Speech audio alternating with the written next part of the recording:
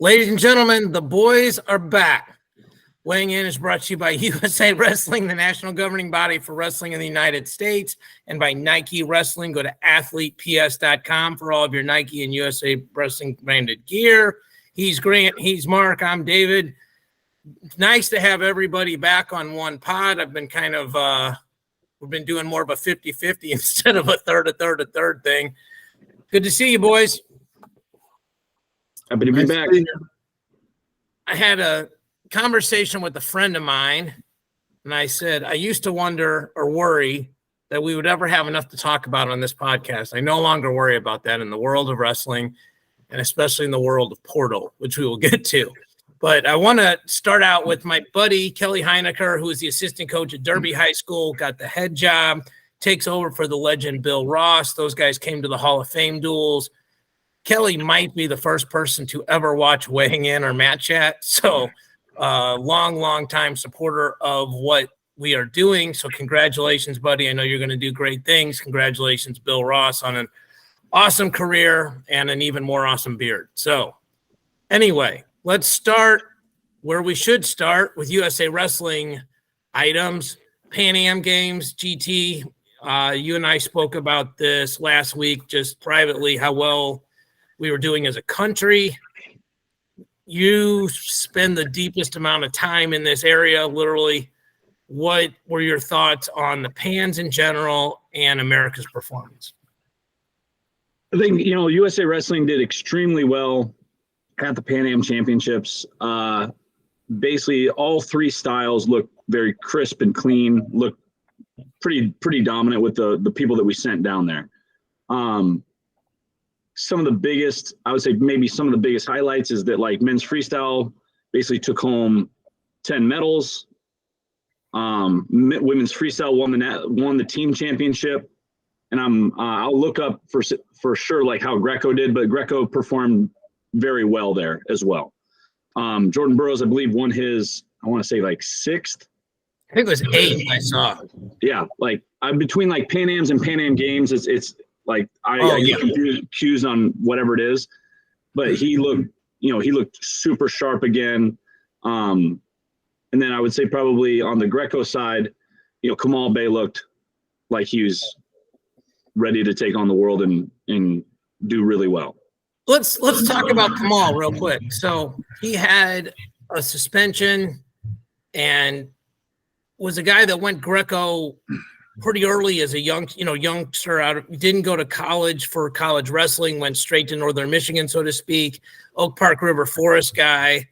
Got to work with him a couple years ago at Beat the Street Chicago. He and Kendrick did an awesome sort of demonstration, sort of pseudo match, really trying to emphasize how Greco can be fun and exciting and not just leaning and pushing. And offense in Greco is amazing when it happens. He's got to be – let me ask this the right way, GT. He has as high of a ceiling maybe as anybody we have in America when it comes to Greco. I know he was an age group world medalist, and it's just a matter of him finding his stride and finding the ideal training environment to capitalize on that. Is that a fair sentence? Yeah. I would say that probably through the age group categories, Colton Schultz, Tracy Hancock, Kamal Bey kind of had that like transition from the age group categories all the way up to the senior levels. With Tracy going into the WWE, Colton Schultz still kind of being the guy, being an Olympian, making multiple world teams, Kamal making world teams and everything after his, break from making the world team, whatever. I feel like USA Greco has potentially some really good qualification athletes in the mix for the upcoming Olympics heading into Paris. I think also just with, getting, Alan Vera healthy and back at 87 kilos. And then also now we've been able to, get some new coaches kind of in there and working with different athletes, more of a collective as of right now, not necessarily having a figurehead. I think it's going to be really good for USA Greco. And I did look up the results. They did win the Pan Ams, beat Cuba and Mexico. So really big steps forward for for whatever it is our hopeful heading into Paris. Beating Cuba and Greco is a significant accomplishment. So, Mark, you and I talked a little bit about Yanni. So if you want to elaborate on that, and then what else were your thoughts on Pans? I thought, I mean, that is such a tough weight bracket, David. Probably to me, the most talented up and down. Not just one guy, but I mean, everybody's so talented at that weight, where you see a gap at some of these other weights, obviously. But I guess the one that impressed me the most was Vito. The way he has just taken off since the NCAAs, and he just hasn't missed a beat. And he is just walking through these tournaments like these guys don't belong out there with him. So that to me is really impressive. Kyle Dake, I thought, had a really good tournament. I thought he looked sharp as he's been in a while. I think being at Penn State's really helped him with the guys in the room that he's been working with. So, and I thought Gilman looked really crisp too, And he was up at 61 and had lost a match, so it's good. I didn't think it was like basically it was an aberration, but nice to see him back to being Thomas Gilman, killing people. Yep. Go ahead. I'm sorry, I didn't mean to interrupt you. No, that's pretty much the takeaway. If you throw somebody like Gable in there, at heavyweight, that would have been fun to see too. But Dom won. Hey, my Missouri guy, Dom won. Dom's been doing this a long time, so he doesn't win pretty, but he does win. Hey, so he's a Missouri guy and a Nike guy. We have no hate for Dom on this podcast. Yep. So we have all love for Dom. So yeah, for sure. So I thought it was interesting. I got a chance to talk to Bill Zadek and Joe Russell on Mat Chat. We're recording weighing in today on Thursday. Did Mat Chat yesterday, so it'll probably come out before this one comes out.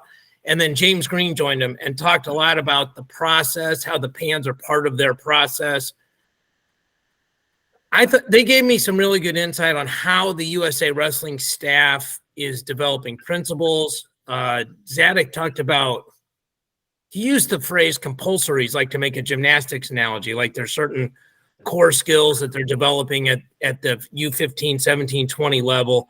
And those guys are very funny. They're very entertaining. So, but they talked about the Pans and the results there. And I think that's, if you guys get a chance, listen or watch that, it's a good tie to what we're talking about here. So the other thing was that we didn't necessarily send all of our number ones as a country, but did amazingly well, as Grant and Mark pointed out to everybody. So congratulations to USA Wrestling. Congratulations to all the individual athletes. That was pretty awesome. Tanya Verbeek to Iowa. GT, you kind of told us about this off the record months ago that this happened, but it's now kind of getting some run.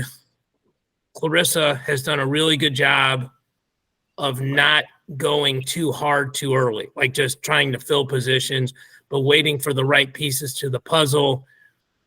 You and I both know Gary Mayab really well, and talking about how he fits into that, his strengths versus maybe where Clarissa is strong in different categories.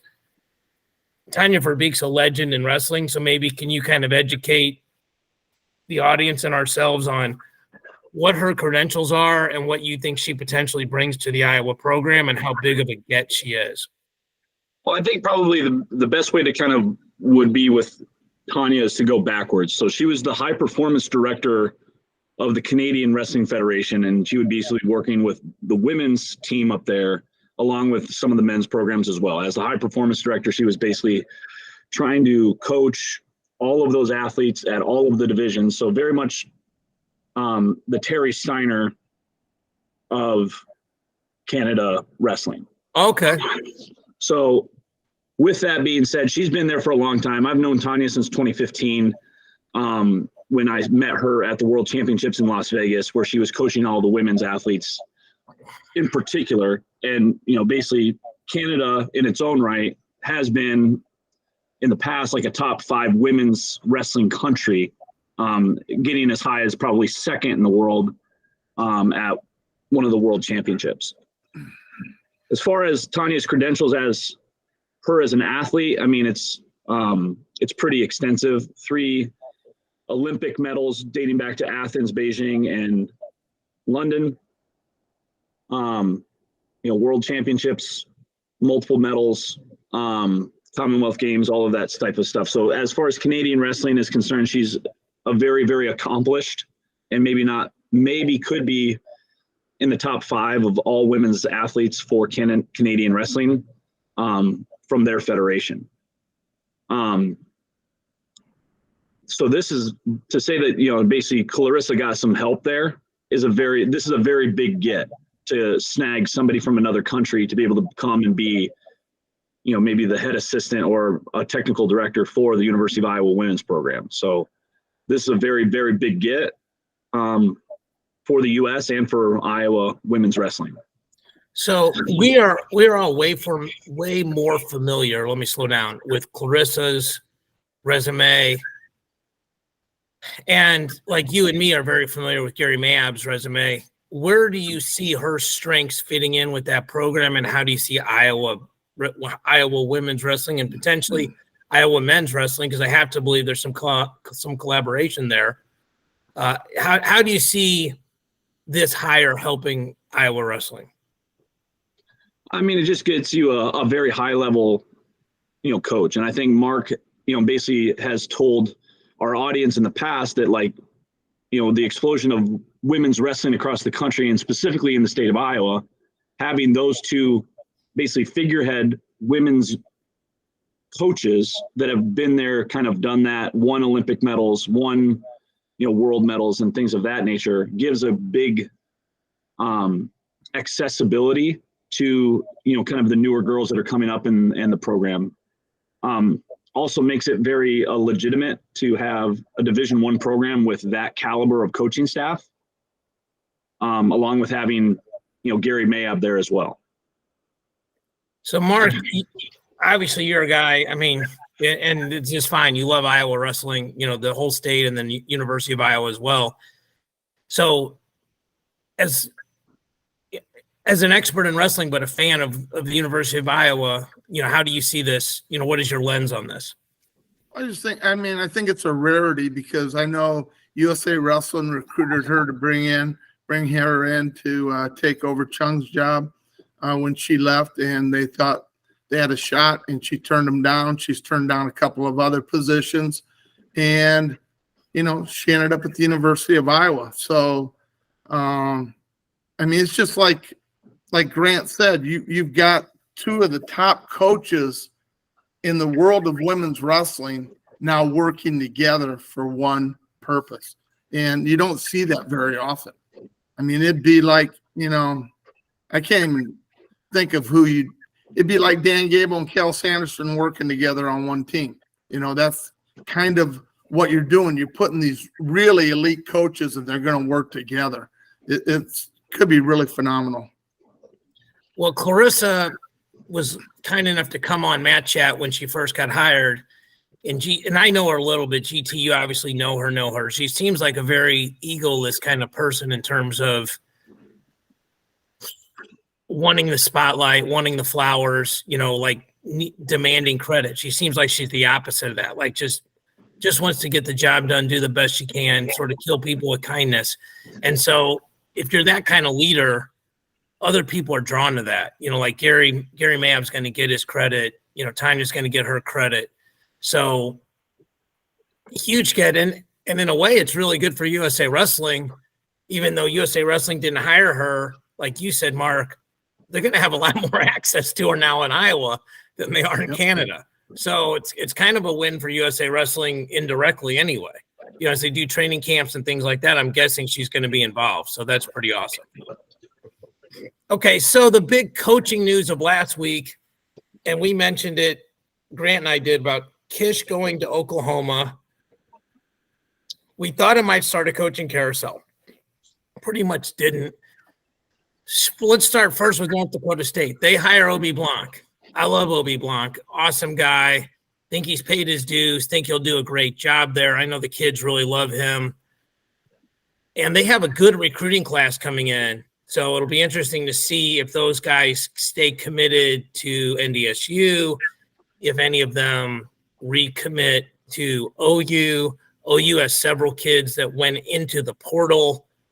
I think, GT, it's fair to say that the conversation about OU, to go back a week or so to Vegas, there was I had 3 kids walk up to me and say, Coach, if I go in the portal, can you help me? Like, unsolicited. So now at least people know who their coach is. People can make decisions. The portal closed, although I'm sure it can reopen, and then also if you're a graduate, it doesn't matter anyway. So let's start with, and by the way, I've had Roger Kish on the show, literally one of the genuinely nicest people in the world. The sources that we have say the OU staff stays for at least a year. So half Tion and Hayes stay for a year. And that may or may not have something to do with how long it took to hire a head coach, because most head coaches want to bring their own crew in. So I saw a bunch of statistics that show the kind of NDSU to OU is a lateral move in terms of, say, a last 5-year track performance. But historically, no one would argue that OU has not been more successful than NDSU. So, Marco, I know you love this college stuff. Thoughts on OU and NDSU, where they stand now? Don't see a huge difference in either program, David. Right now, I think Obi, will do a good job at North Dakota State. Whether he is able to keep all the kids he has, I don't know what's going to happen. I'm guessing he probably will, because the portal has closed. So then the school has to release, or they have to have graduated. Oklahoma, that's not going to change in a year or two. He's going to have to build that program up. But I think they like who they brought in.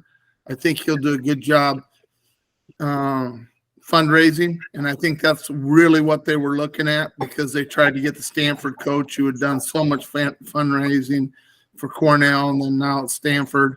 And that's what they were looking for, is to build that program, and you have to have money to build it. So that's just kind of what I think. GT? Well, I think Obi is definitely the coach that I think that they made the right hire there, and it was a quick move for NDSU. I talked to multiple people, and they definitely think that was the right call. He's been there for a really long time. I think we've talked off air. I think between all of us, that I think that Kish, this is a good move for his career path. Because he's been with NDSU for a very long time. Basically gets a new staff, new environment, new regime, basically. But he's been in the Big 12, so I think that this is going to be, he knows the schedule, he knows the competition, he knows all of those type of things. So, and with keeping the staff intact, maybe hopefully some of those recruits will stay. I know that we've talked about Buchanan, kind of sticking with Tion and keeping that, relationship intact there. But once again, it's college wrestling. It's a completely different world than when maybe even 5 years ago. It is completely and utterly changed overnight, where these, portal athletes and everything else like that is a factor. So, I'm glad that both of those coaching hires have happened. It's kind of set the board for the upcoming season. I don't think that you're going to see many coaching changes between now and the start of season. Yeah, I'm happy for Obi. I'm glad I think they moved quickly and fast, kept him there. And then looking forward to seeing what Roger does at OU, and keeping that staff together, and maybe keeping the program, happy with keeping some of that staff intact. Yeah, there'll be at least some minor coaching carousel at the assistant level, because Obi will need to add an assistant coach, obviously, to replace himself. Marsden's there, so it'll be interesting to see if they bring somebody in above Marsden, next to Marsden, or below him. Mark, your comments about fundraising, I try not to be very critical on this show, but OU did not handle this very well. If you're going to fire Lou Rosselli, you should have somebody in mind that you've frankly been talking to behind the scenes to replace him. And if somebody goes, well, that's unethical. Yeah, technically it's unethical, but everybody does it. And kids are getting called while they're at nationals about going into the portal and leaving their school. So, this is just how things operate. Rob Cole was never leaving Stanford. Like if you'd asked anybody in the wrestling world, he was not leaving Stanford. So that was crazy. And GT, I'm sure you talked to multiple people. I'm not going to ask you, but I know I talked to multiple people that were offered the job when we talked to him at the US Open. And like when you start going down to 4, 5, 6 people, I literally had one kid from OU calling me 3 days a week. And he's like, Coach, is this how it's supposed to go? I go, no. Like how it happened at NDSU is how it's supposed to go. Your coach leaves, you make a decision, you hire somebody. And Kish was the last one to apply for the job, clearly. So the other part of it is it's tough to build in Oklahoma because John Smith is the GOAT down there. I mean, Oklahoma State is winning the recruiting battles in Oklahoma. I mean, I remember when Cale Sanderson left Iowa State for Penn State, and I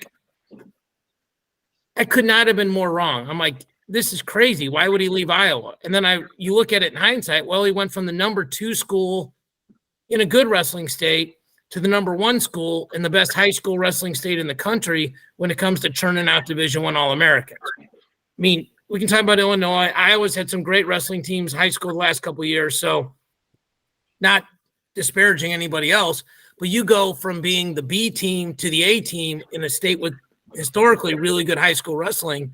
That's how you win. You know, Kish is going to – your point is well taken, Mark. He's got to fundraise because nobody's working off 9.9 anymore.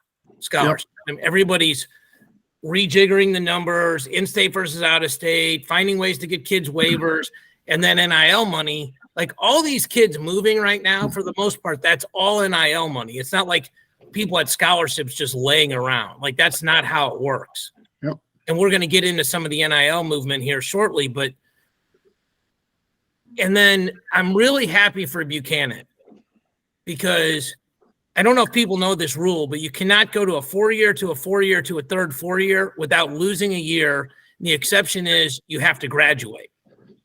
So I don't know if Buchanan was going to graduate, but if he wasn't going to graduate, he would have lost a year. And so now he won't lose a year because I think he'll stay. So, but like I saw Connor Brown did this. He went from South Dakota State to Wisconsin to Mizzou and lost a year. Wyatt Henson's in the portal. He's going to lose a year because he went from Iowa to Oklahoma. And, I mean, those are 2 years. There's no way that kid graduated in 2 years. Nobody graduates in 2 years unless you're Doogie Howser. So he's going to lose a year. So, you know, but the other thing that nobody thinks about is there's some kids that are just good wrestlers. They're not like fantastic wrestlers, and their mental peace of mind has been tremendously screwed up by this process, you know, right before finals and everything else. So I think everybody should have tried to just frankly get their ducks in a row better. And I will close this part of the conversation by saying these are the opinions of only David Mirikitani. So not of Grant Turner, not of Mark Ostrander, not of USA Wrestling. So, okay, next subject. The portal, Griffith to Michigan, Lamer to Cal Poly, and then big news, Voinovich goes to Iowa, Chittum flips from Iowa to Iowa State. Let's sort of talk about this from least to most impactful. Lamer goes from Michigan to Cal Poly, really helps Cal Poly. He was around a 12 guy, sort of in a minor way, reduces the sting of Truax leaving, and he's a West Coast guy. Probably actually frees up some scholarship money that they could give to Griffith. So I don't know. There's a lot to speak about there, but let's talk about Griffith. He had it narrowed down to Michigan, Iowa, Rutgers. GT, I think you and I talked about this last week. It's hard for me to keep track of the on-air versus off-air conversations, but we talked about, well, Iowa had Kennedy, you know, Rutgers. Like, we didn't know, but it looks like he's going to go 74 if he's going to Michigan, and Amin's going to stay at 65. Michigan, tremendous success in the portal this year. They bring in 4 guys, 3 from Northwestern, 1 from Stanford to All-American. Flo put out an article that said, can they compete with Penn State? And I think that's insane. But let me ask you this, GT. How important is it for them to get Griffith? And then sort of back burner question I'm going to ask you, Mark, is Michigan is Michigan a podium team now? But I'll start with Grant. Go ahead. Well, I think as far as the portal getting those guys, you've added 4 All-Americans. So I'd say you're doing pretty dang good. Yeah. I mean, and also you have some very, very, very high, like, talented, been through big time matches type guys. You know, Cannon, DiAgostino, Griffith, Davidson, all kind of been in those big moments. I mean, 3 of them are Big Ten guys. You know, Griffith being Pac-12, but also being on the national stage, coming from Bergen Catholic, wrestling a lot of high-level matches for a very long time. I think, you know, we had talked briefly about, you know, like Iowa kind of, you know, where would he fit in? You know, they have Nelson, they have Kennedy, you know, Rutgers, it makes sense maybe going back there. And then Michigan were the final landing spot. And we talked briefly about kind of maybe there was a school reason outside of the wrestling reason for him to go to the University of Michigan in order to do that. But I think it's a great landing spot for them as a team. And I think adding 4 All-Americans to an already pretty deep lineup gives them a very good shot within the Big Ten and nationally. Yeah, so they already have a mean. It looks like on paper they're projecting Ragusin to go up to 41. He's been around a 12, around a 16 guy. So, I mean, they have pieces, and they've been very good in the portal. I think everybody remembers they got Soriano a couple years ago, and that team won the Big Ten and took second at NCAAs. And I think you would know this, Grant, that was like year 100 of Michigan wrestling. I think that was like a big deal for them. Yep. So Sean's done a great job, Bourmet. So Mark, are they a podium team now? Yeah, I think without a doubt. I mean, you had 4 All-Americans, plus you have other All-Americans that are there at 57 past All-Americans, 65 All-American. So now you're up to, what, 6? Yeah, and Ragusin pretty hard not to be considered a top-tier team. Penn State, I don't see that happening. Them beating Penn State or even really competing with Penn State. The only way it's going to happen, David, in my opinion, is if, and there's rumors going around, Srirachi could take an Olympic redshirt year, and so could Brooks. So if they take Olympic redshirt years, all bets are off. Anything could happen. It would be one heck of a national tournament, which would be for us a lot of fun to watch, you know, because then it's not already a foregone conclusion who's going to win. We'd have something to talk about, you know, day in and day out. Yeah, it's interesting when, you know, you're doing your wrestling fantasy pools and one of the tiebreakers is champion and runner-up, and nobody in their right mind didn't put Penn State in as champion or pretty much Iowa's runner-up.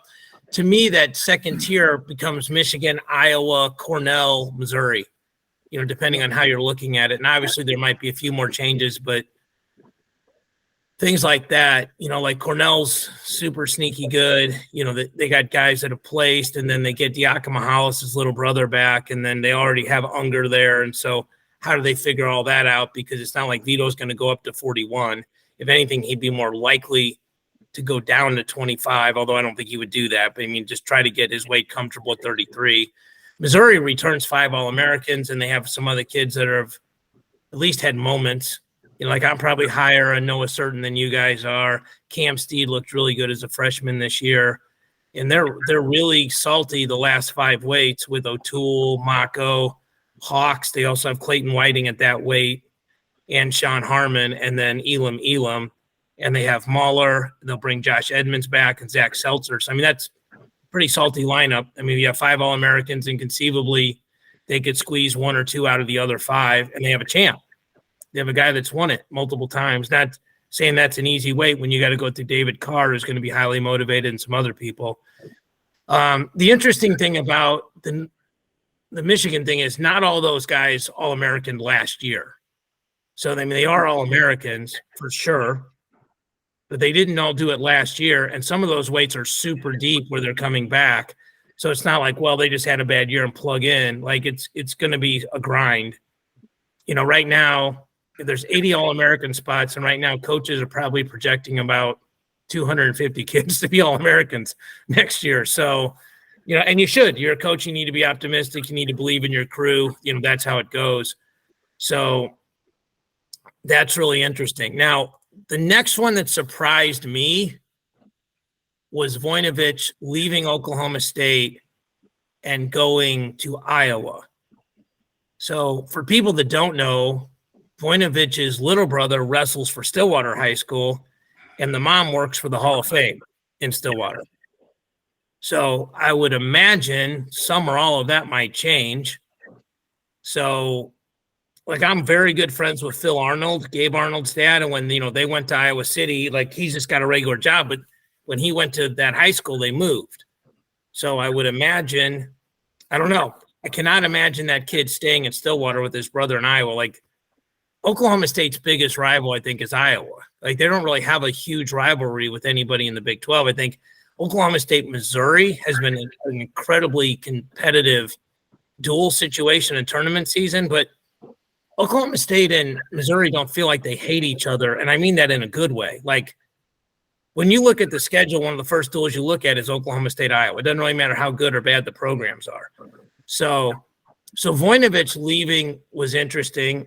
I feel like that if Jordan Williams is going 149, they probably have a guy that could win 2 matches on the backside like Voinovich did. But all three of us love how Victor V wrestles, his attack rate, his going forward style. I mean, he's a freshman. He's got to get better, but there's a lot to like about him. So I'm going to sort of blend these together. And then I actually spoke to Kevin Dresser yesterday, just to call and congratulate him, frankly, because you get the number 1 kid in a recruiting class in May. It's a pretty big deal. And he talked about how that fit in their lineup where they got a round of 12 guy at 41, Sudursky. They got Pinheiro, who didn't place, but, and GT will laugh. I argued should have been ranked number 1 during the regular season. You plug in Chittum at 57, Carr at 65, and Coach Dresser specifically mentioned MJ Guyton at 74, or Guytan, and said he was 8 seconds away from beating Rocco Welsh in Vegas at U20s. So they got kind of a really good murderer's row there, and then Bastida's back for another year. They lose Coleman, they lose Schuyler, but they got some hammers. I mean, that's 5-6 really good guys. Terrakina comes back. They got 2 guys at 133 that can wrestle. Christian Piles put out a video about how this affects the Iowa State duel. The other thing that they mapped out was Chittum told Brands that it was him or Ferrari, and didn't like the answer he got and left. And we could probably have an entire podcast on is that good or bad, how much pressure, how much power kids should have. I think as a coach, it's tough because you're trying to build depth, and now these guys can leave. If you're a capitalist or if a kid's genuinely unhappy, now you can leave. I will say this and then turn it over to you guys. The portal has come to mean a lot of things to a lot of different people, and it's not all of it's good. I would argue this. The most cogent moment of the NCAA Nationals was Matt Ramos, Spencer Lee. That match does not happen without the portal. And I don't think Matt Ramos got $1 million to go to Purdue. I think he left because he was behind Pat McKee. And he got to wrestle. And I told somebody the other day, I go, Pat Glory is going to be the answer to a trivia question. 20 years from now, it's going to be who won the weight class the year that Matt Ramos beat Spencer Lee. They're not going to remember. They're going to remember. Matt Ramos goes, he's Larry Owings. It just happened to be that Larry Owings won the finals. But there's some really good stories out of the portal. Like kids just go get to wrestle that wouldn't have otherwise. Spratley's did the same thing this year because he's behind McKee. So a ton to unpack here. Mark, you actually texted it to me or called me about it like 10 minutes before I saw it on social. And you were the one that told me originally that when Chittum committed to Minnesota, he was going to end up at Iowa. So congrats on that. Didn't actually end up at Iowa, but you were right that he went to Iowa or was committed to Iowa. I'm going to give you the win on that. You were right at the time. So the floor is yours, sir. Well, here's what I don't understand. Ferrari's not even enrolled at the University of Iowa. Academically, he's not even eligible to wrestle at the University of Iowa. Who, Anthony? He is. Anthony. No, he's not. He did not get in. He cannot get in right now. So he's wait. Time out. You know this for sure if we're going to put this out in the universe. It's already out. I just said it. I know that I've been told by very reliable sources he did not pass clearinghouse. Maybe he didn't take any classes at Oklahoma State. I don't know. Maybe he didn't pass any classes at Oklahoma State. He never wrestled at Oklahoma State for him. So you lose a kid that's the number one kid coming out of high school because some guy says, I want to wrestle at the University of Iowa. I'm going to commit, yet he had not gotten in yet. Now, whether he gets in or not is not the issue. Here's another thing fans need to remember is that Cody did not sign with the University of Iowa. He committed to the University of Iowa. He never signed with them. He committed to Minnesota, never signed with them. He is now committed to Iowa State University. He can wrestle at Iowa State for a year. And if the Ferrari situation, David, does not work out, he could end up going right back to Iowa. Well, okay, the last sentence, anybody can do any of that. Let me finish. Okay. He had his teammates pack him up. He did not want to leave the University of Iowa. He wanted to stay. And I heard that on the interview with Flo. He was in tears that he had to leave the University of Iowa. He was really close to the guys on the team. So whether the Ferraris show up at Iowa, if they do, Iowa's got a returning national champ coming in, probably one of the top kids in the country as the junior this year, the little one. Pound for pound, top 3 kid. Yeah. So, I mean, it's not like Iowa's going to lose rankings or where they're going to stand. It would have been nice for Cody to stay there, but I know there's probably bad blood between him and one of the Ferraris. I'm not going to say which one they were teammates at Blair, and that's I mean, he left because of Anthony. Like, that's not. Yeah. We're not saying what happened. We're just saying what's already been reported. Yes. So I'm just saying there's a lot of moving parts yet in this, and I know he's going to do a good job at Iowa State. Congratulations to Kevin Dresser. And I know Flo talked about this is Iowa's biggest rivalry is Iowa State. And Grant, I know you wrestled at Iowa State, and I know it's a big duel for the in-state. I have a hard time believing Iowa State is their most important duel of the year. I think Iowa's most important duel of the year is to try to beat Penn State. And that's just how I think that's how they feel. Now, they don't want to lose to Iowa State, and they haven't lost to Iowa State in quite a few years. They've never lost to them with Brands as the head coach. No. So I think it's important in a different way, right? Like it's important, like you can't lose this duel. And Iowa State's gotten closer. So GT, let me flip it over to you. Like, you're an Iowa State alum. I went to college at Iowa State coming out of high school. I'm trying to be Switzerland as much as I can, but if nothing else, it's super interesting what happened. Yeah, I think there's a lot to unpack with this. Like for the wrestling side, there's a lot of stuff that would happen on the social side, or kind of the backstory between like things that happened in the past between families or athletes or whatever it may be. I think the biggest thing for my takeaway is that if Chittum decides to suit up for Iowa State and becomes a part of their lineup, Iowa State just got a lot better. That kid he's a very talented wrestler. He is someone that definitely is on everybody's radar and has been for a very long time. So Iowa State got a lot better with having that kid in the room and potentially in their starting lineup heading into the fall of 2023. I think because of his commitment to Iowa or the Hawkeye Wrestling Program to train there and having a great relationship with Tom and Terry and everybody that is in Iowa City, it's tough to maybe go away from where you've been at, and it's emotional to embark onto a new scene or a new team or new training environment, for whatever reasons for you leaving, it always can be emotional for athletes, family members, and or, you know, a guy that's been training you or the team that's been training you for the past year is always difficult to leave, especially if you really liked it there and, you know, you liked all the people and you liked all your teammates and everything like that. I think another takeaway from, you know, kind of the portal Chittum aspect is, you know, being committed to the University of Minnesota, then basically flipping script and then going to Iowa, then now basically committing to Iowa State. I just hope that he gets into the lineup and, you know, wrestles a full season healthy and can make a name for himself that way rather than just kind of bouncing around. And once again, that's just my own personal, my personal goal for him is because he is that talented and he is capable of, you know, basically becoming an All-American and helping a team maybe potentially be on a path to winning a national title as a team. I think for Christian Piles' perspective of the Iowa State duel and making this a big deal and, you know, adds a little bit more sauce to the rivalry.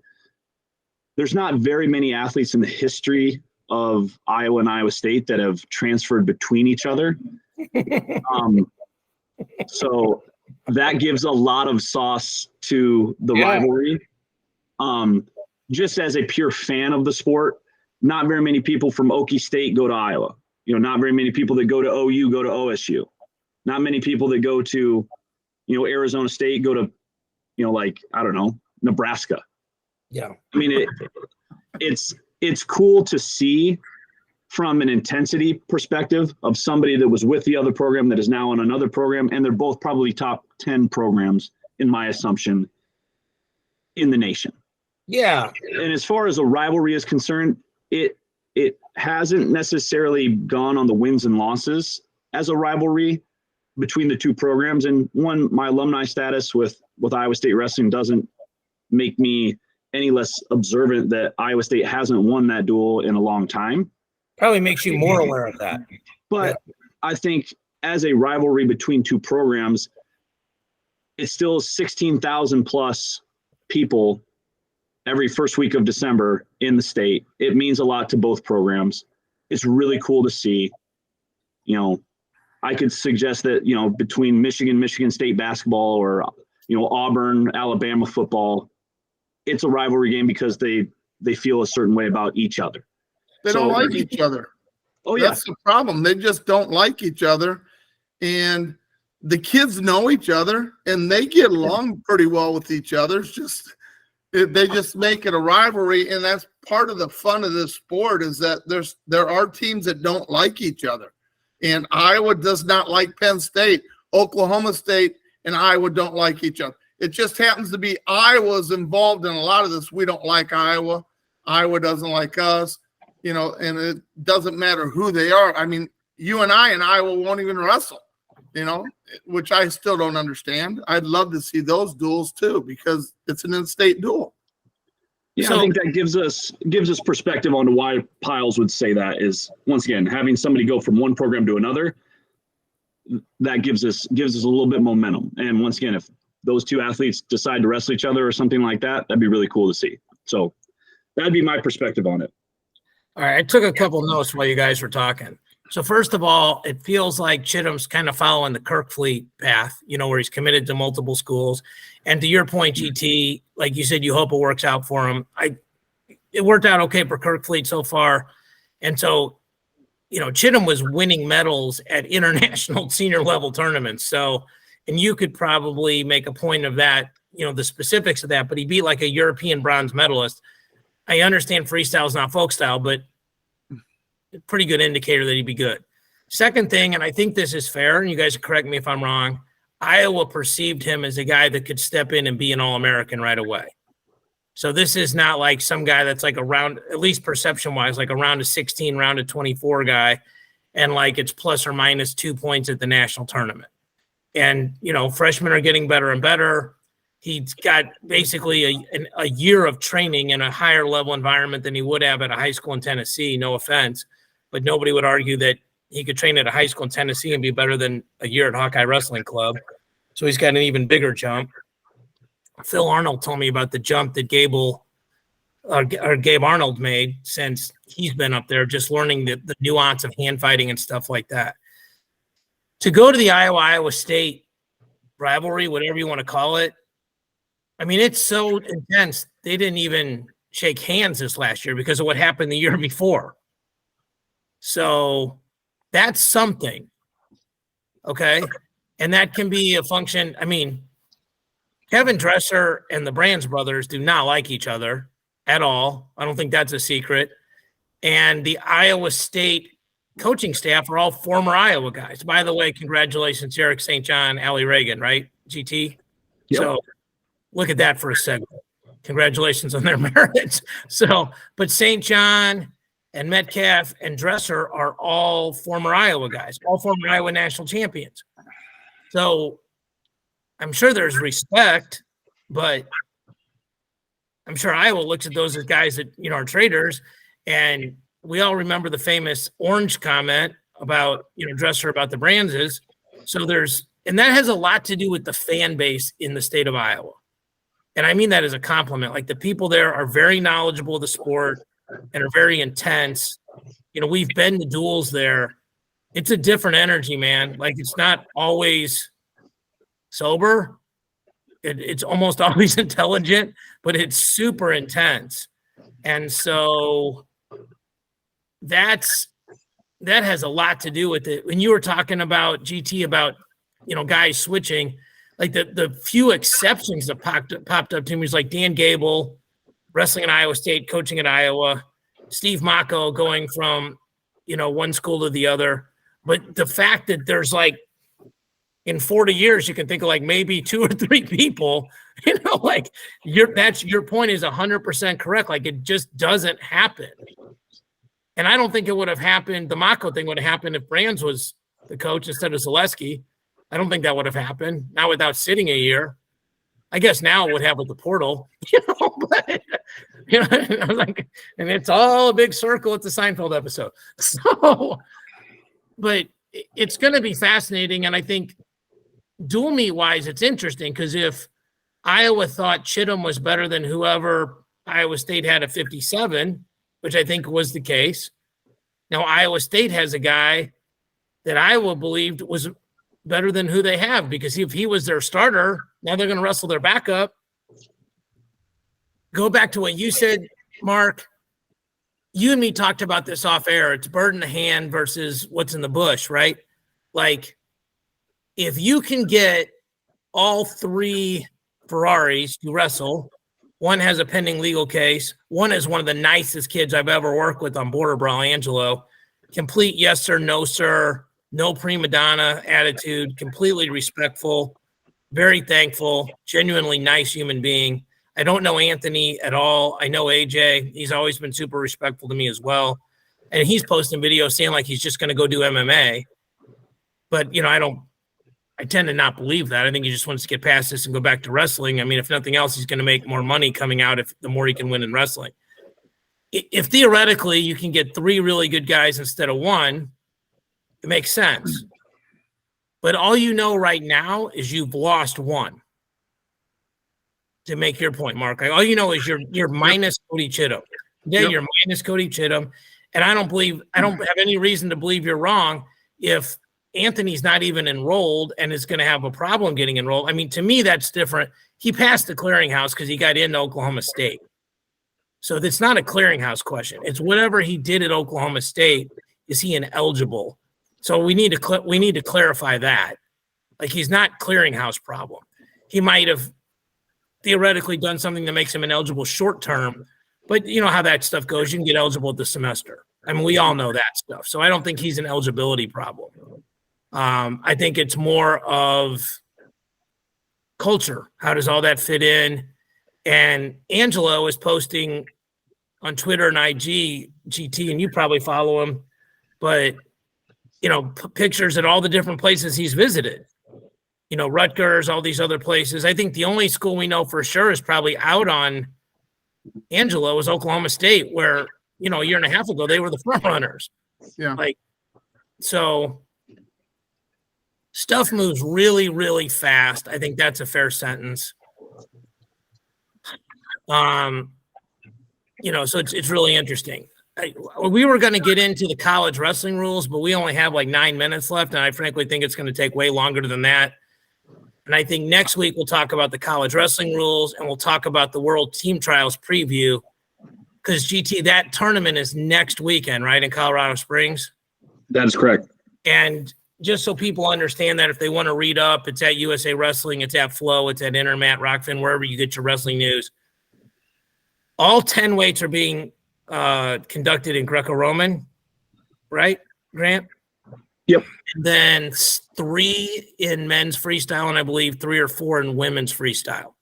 So I talked to those guys yesterday, and probably I think I've heard the most streamlined way to explain it. The people that won the U.S. Open are in Final X, period. Doesn't matter who came back, whatever. They're in Final X. If you won it at a weight where there's a returning world medalist, the matchup is set. If you won it at a medalist where or at a weight where we don't have a returning world medalist, the Colorado tournament determines your opponent. I think that's the cleanest way to say it. Yep. The A side is the U.S. Open winner, and then the B side is either your returning world medalist or the winner of the Colorado Springs tournament. So it's going to be some fascinating weights. I think, like specifically in men's freestyle, like you look at 61. 61's really, really interesting. 92, Zahid went up. 125 is, kind of open. Gable thumped everybody, so it'll be interesting to see, like Mason Paris will be the 1 seed, and we'll get into that more next week. Grant, we're definitely going to pick your brain about the Greco favorites and that kind of stuff, and hopefully the seeds are out by then, because that'll make it a lot easier to talk about potential matchups. So anything else before we sign off, boys? I'll take that as a no. Nope. Okay. For Mark. David, can I make a prediction before the season even starts? Just one. Sure. Okay. Cody Chittum wins the national title for Iowa State at 157 next year. You heard it here, boys. Flaming hot take. 11:08 on 5:11. If you had waited 2 minutes, David, he's that good. 11:11. If you were gonna recruit him or Haynes out of high school, who would you recruit? That's fair, but it's also a development issue, right? He's already developed. He just hasn't been wrestling. Now we can talk about this for a minute or two. Levi Haynes, Josh Humphreys, Jared Franick, Ed Scott, Peyton Robb, Bryson Donian, Will Lewan, Ja'Cory Teamer, all returning All-Americans at that weight. Mm-hmm. So I'm saying it now, and I want this recorded, David, and I want it saved in the archives. Cody Chittum for Iowa State will win a national title next year. Listen, I'm not prepared to make any scorching hot takes today. You're so scared. I love it, Mark. No, I love it, buddy. If you're an Iowa State guy, that's 20 points. Yep. Hey, I don't. Does this make Iowa State a podium team? Yes. Well, yeah, if he wins a title, that's pretty dang good point value. That's pretty good point value. Iowa State had 30 points returning. I mean, now, like, Penn State had 114, Missouri 61, Cornell 54, Iowa 48, NC State 48, VTech 47, Ohio State 42, South Dakota State 36.5, Michigan 31. Michigan's number will go up, obviously. I don't think they actually go up that much at 25-33.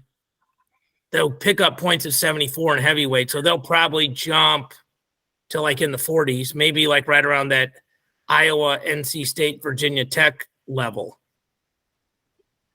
But this isn't returning points, but if you project Chittum to win it, they go to 50 and they're fourth. So fascinating. You heard it here on USA Wrestling, and this is my opinion. It's probably USA Wrestling's opinion too. I'm just guessing. I'm not 100% sure. I know it's Grant's opinion because he's an Iowa State grad. And that's the difference between Iowa, not necessarily his opinion. I'm a big Iowa fan. but I like all the schools in Iowa. I will root for UNI. I root for Iowa State. I root for Wartburg, Grandview, Iowa Central. Doesn't matter who it is. Didn't If say they're Ellsworth. from Iowa. I look for the best in it, and we go from there. You notice Kevin GT Dresser cannot dislike me for what I just said because I think he wins it. So I expect a call from him probably later on. So later on gives you about a 12-month window, so you should be okay. Probably. GT, I mean, you know, if you think about it, David, he's got Carr to work out with every day. Do you have any idea how good he's going to get? Oh my goodness. we're not saying you're wrong. We're not saying you're wrong. GT, like it's certainly plausible, right? Like I don't think it's crazy. I just, Mark, like you're the wise old sage of the pod. So like usually GT and I are out doing the harebrained stuff. So like, listen, I'm here for it.